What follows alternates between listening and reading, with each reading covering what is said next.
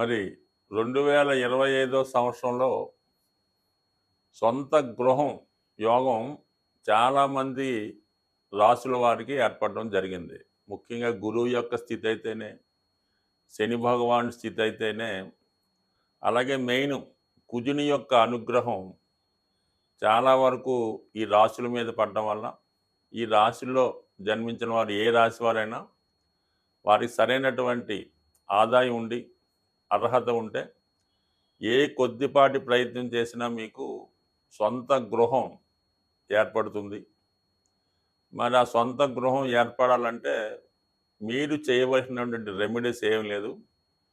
జ్యోతిష శాస్త్రరీత్యా కుజుని యొక్క బలం ఉంటేనే జాతకంలో వాడు భూమి కానీ గృహం కానీ ఏర్పాటు చేసుకోగలడు.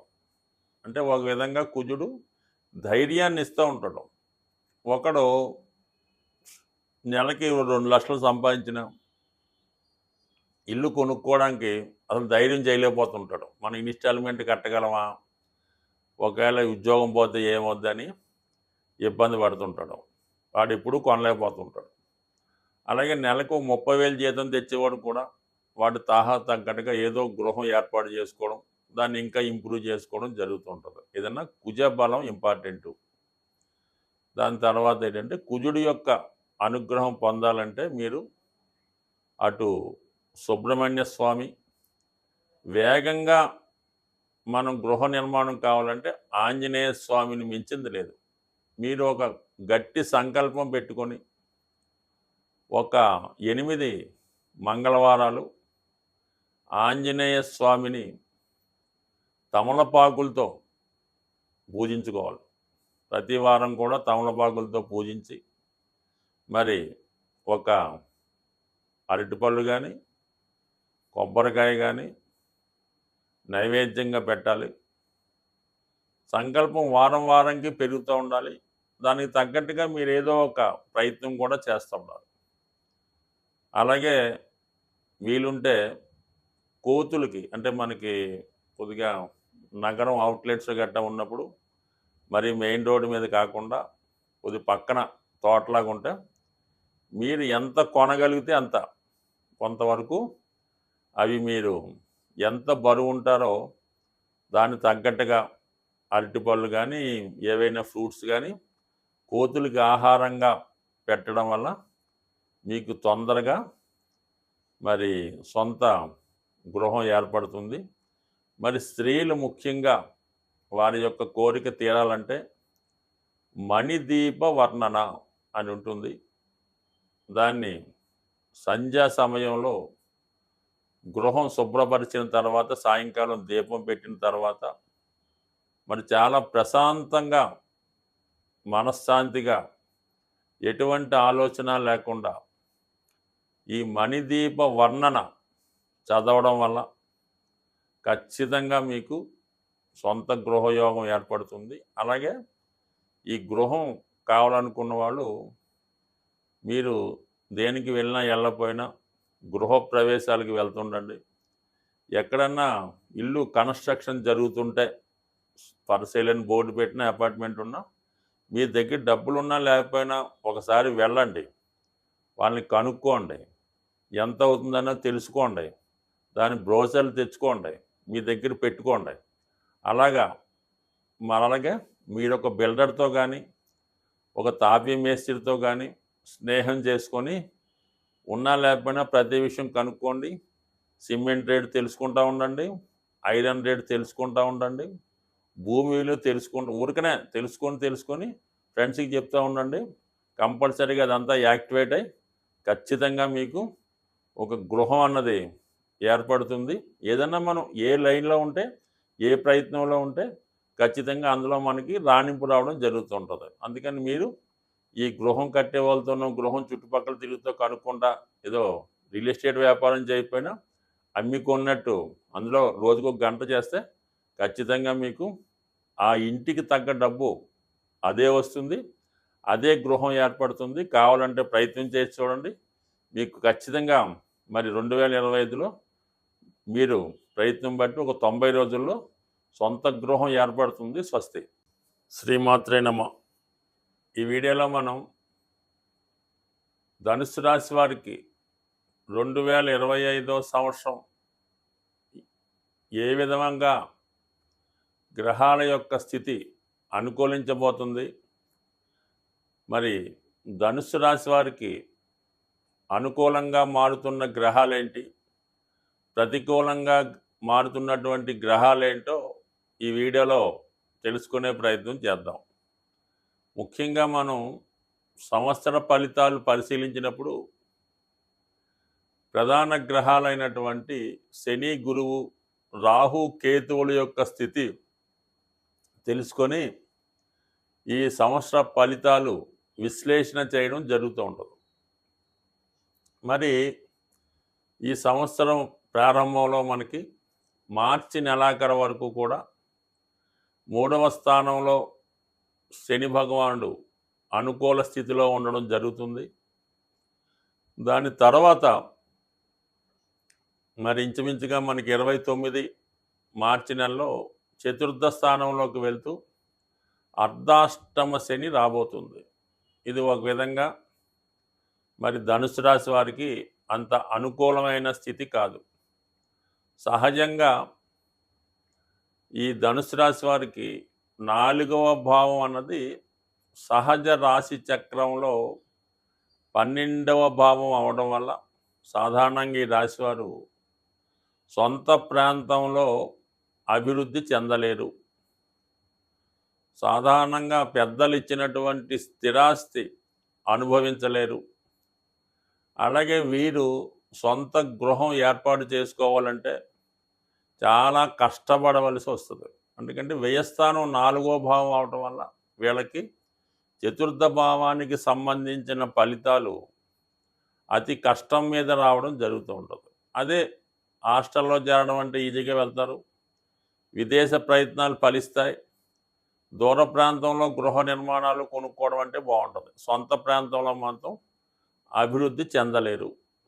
అటువంటి వారికి ప్రస్తుతం శని 4వ స్థానంలో ఏర్పడడం వల్ల అర్ధాష్టమ శని ప్రారంభమవుతుంది.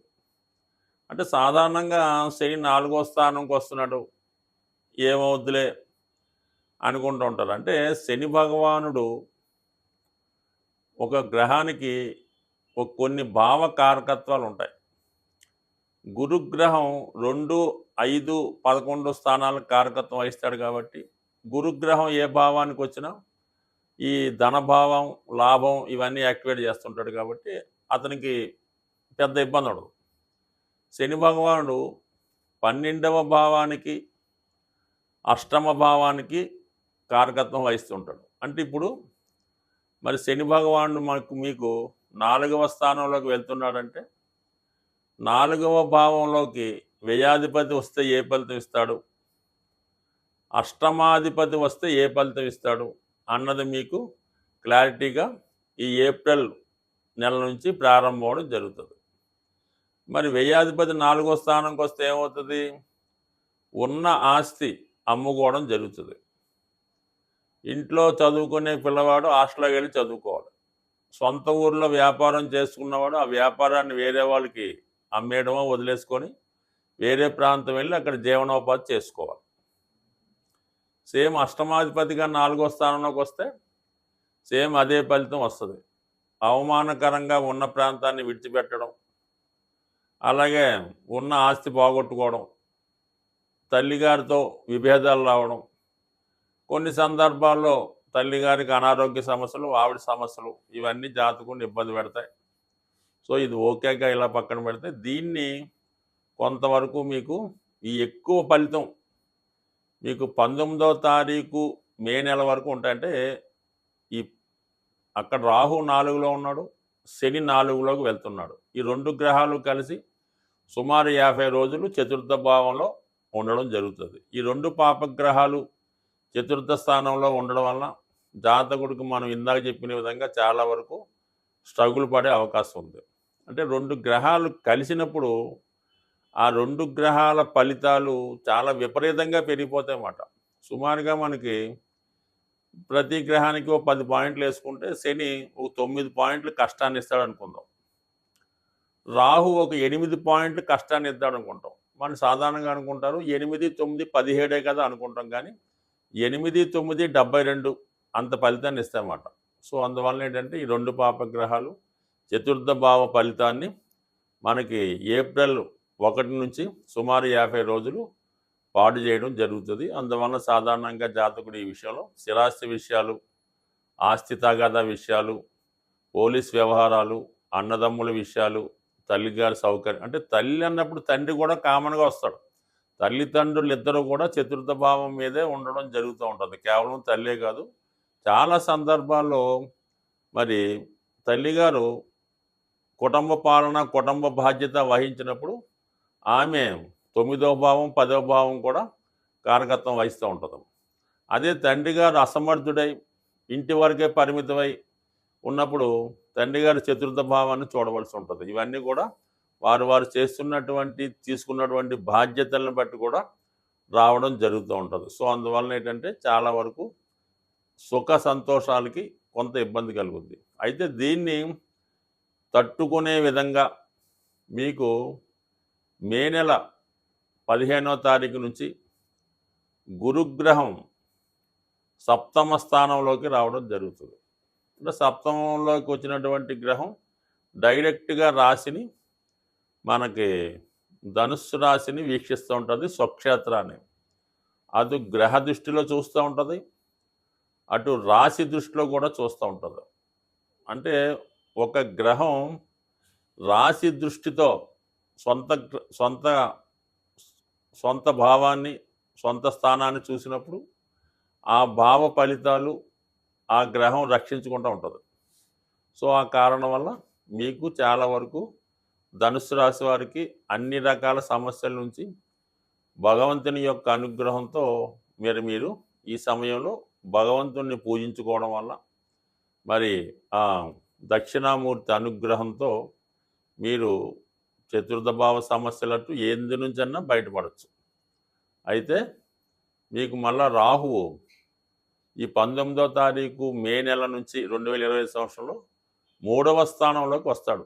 మామూలుగా ఆ 4వ స్థానం నుంచి 3వ స్థానంలోకి వచ్చి శనితో కలిసి ఉన్నటువంటి బంధం విడిపోయి స్వతంత్రంగా 3వ స్థానం అయినటువంటి కుంభరాశిలోకి స్వక్షేత్రంలోకి రాహు రావడం వల్ల శని గతంలో మీకు 3వ స్థానంలో ఉండగా ఎటువంటి శుభ ఫలితాలు ఇచ్చాడో అదే శుభ ఫలితాలు రాహు కూడా ఇవ్వడం జరుగుతుంది. అయితే రాహు ఎస్పెషల్లీ 3వ స్థానం అనేది అభివృద్ధి స్థానం కాబట్టి రాహు కారకత్వాలైనటువంటి సినిమా పరిశ్రమలో ఉన్న వాళ్ళకి, సాఫ్ట్వేర్ రంగంలో ఉన్న వాళ్ళకి, వైద్య వృత్తిలో ఉన్న వాళ్ళకి, సాంప్రదాయం కాని వృత్తుల్లో కొంతమంది ఉంటుంటారు. వాళ్ళ కుటుంబ వృత్తి కాకుండా వేరే వృత్తిలో కొంతమంది ఉంటుంటారు. అటువంటి వారికి రాహు ఖచ్చితంగా అభివృద్ధి వైపు తీసుకెళ్లే అవకాశం ఉంటుంది. ఫర్ ది సేమ్ టైం దశమంలో ఉన్నటువంటి కేతువు చాలా వరకు వృత్తిలో కన్ఫ్యూజ్ చేసింది. అది ఆధ్యాత్మిక వృత్తిలో ఉన్న వాళ్ళకి మంచిదే, కానీ మరి ఇప్పుడు 9వ స్థానంలోకి మారుతాడు మే 19 నుంచి. మరి మీకు ఆటోమేటిక్గా దైవభక్తి పెరుగుతుంది, పుణ్య కార్యక్రమాలందు ఆసక్తి కలుగుతుంది, అన్ని రకాల దైవ కార్యక్రమాల్లో పాల్గొంటారు. సో ఏదైనా కొన్ని కర్మలు చేయవలసి ఉంటుంది.